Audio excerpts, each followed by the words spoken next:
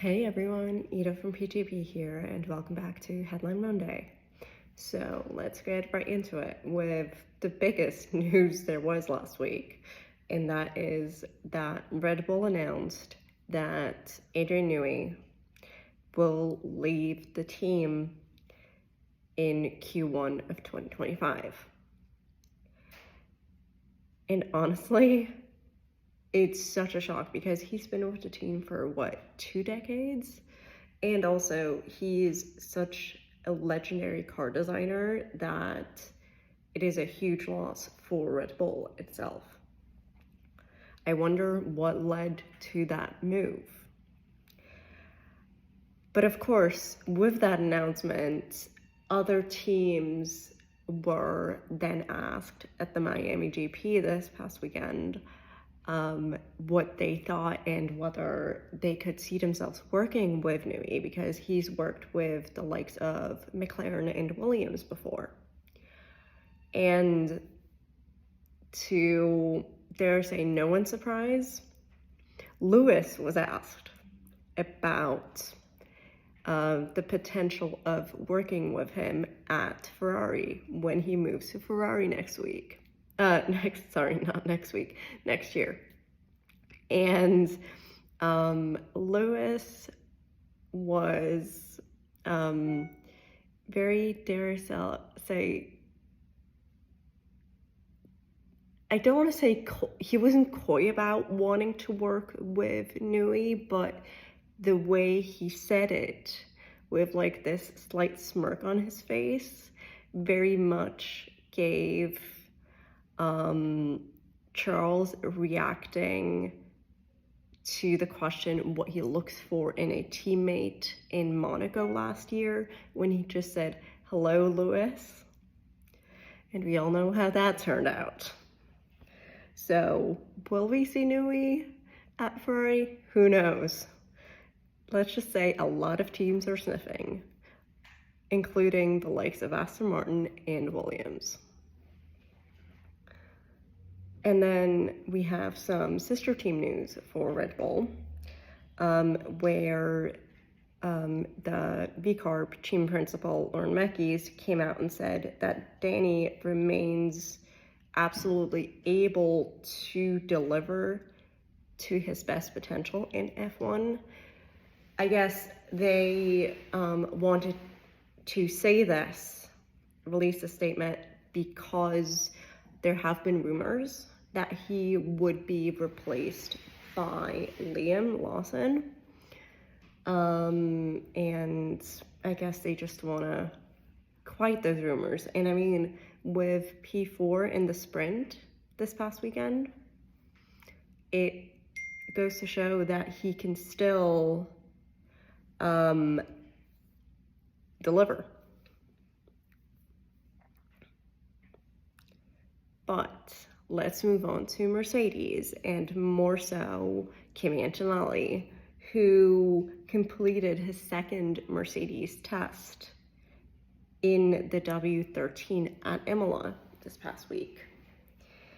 And on the note of Kimi Antonelli, actually, the FIA received a request for special dispensation to grant Kimi a super license, even though he's not 18 yet, and since 2016 you need to be 18 in order to get a super license, and he won't turn 18 until late August this year, hence the request for special dispensation.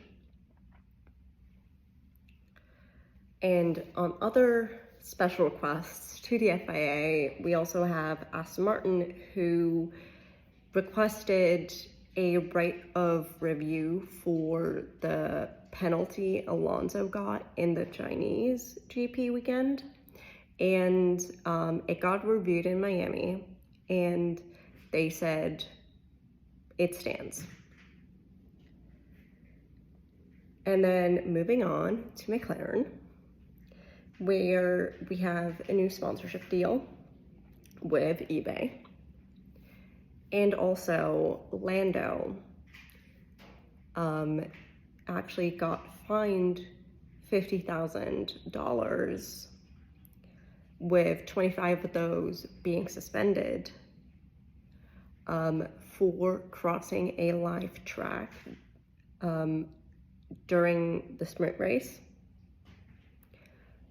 And I mean, if you've seen the race, like the GP race on Sunday, you know what happened, but let's just say he didn't let that fine faze him.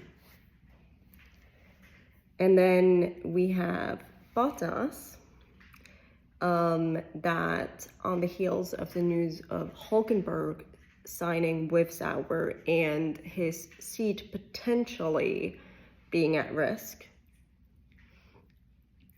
came out and said that he is in talks with multiple teams, and he's optimistic. So does that mean he's out at Sauber, or does that mean he just wants to get ahead of potentially getting the boot? Who knows? And then we have some Formula One adjacent news with, for one, Gunther Steiner suing Haas, his former employer, for unpaid wages and using his likeness and promotional material. Never a quiet moment with that man. And then we have F2's Art GP manager coming out and saying that Théo Pourchaire, the current F2 champion, deserves his shot in Formula One, and then that once he gets it, he will succeed. I think they likely came out with this statement because he's rumored to be one of the Sauber replacements, if there's two replacements, that is. So we'll see what happens. And then we have the potential of Hockenheim returning to the F1 calendar because they have some new investors that are said to be more than willing to bring it back onto the calendar for 2026 and beyond. And honestly, as one of my favorite tracks, I would love to see it. And then we have some Andretti news. On one hand, they came out and said that their 2026 entry into F1 is still on track because, remember, they got denied for 2025. And then even the US Congress got involved by writing a letter to Formula One management asking why Andretti was denied.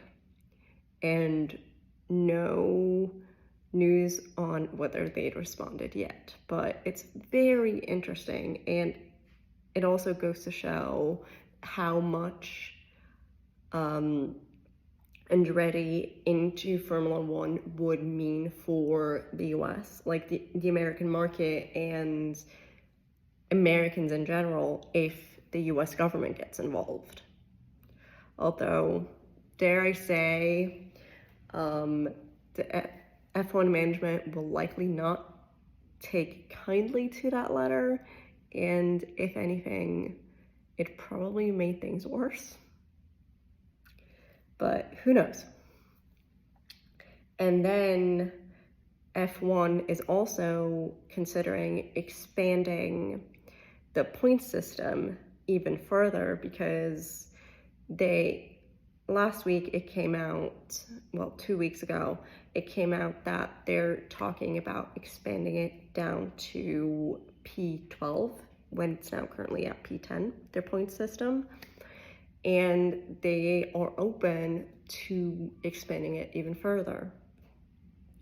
And honestly, I'm kind of here for it because if, say, only 10 drivers can get points in the race. If you are in a backmarker team, you kind of already know I cannot really get points unless something miraculous happens. So I feel like you don't necessarily try as hard.